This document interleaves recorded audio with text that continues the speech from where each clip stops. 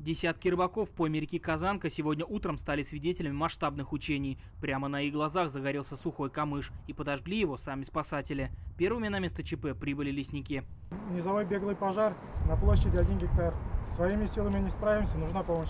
В их распоряжении небольшие ранцы, которых хватит только на сдерживание огня. Подкрепление уже в пути. К ним присоединяются 3 бригады пожарных. Если пожар происходит вблизи водоема, то воду для его тушения качают прямо из него при помощи специальной помпы. В противном случае каждая такая пожарная машина перевозит 7 тонн воды.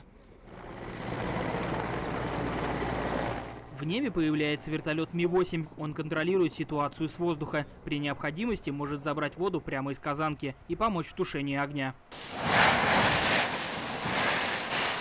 90%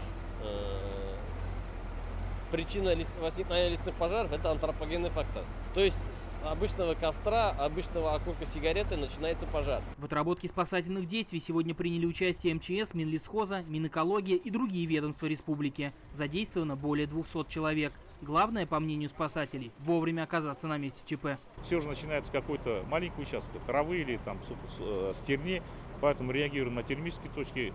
Есть у нас приложение у каждого главы района, руководителя исполкома, главы сельского поселения, термические точки при возникновении. У него на мобильном приложении показывает, где в его районе, прям даже конкретно координаты показывают. Прошлым летом за нарушение требований пожарной безопасности штрафы увеличили до 20 тысяч рублей. Простой поход с шашлыками может обойтись в копеечку.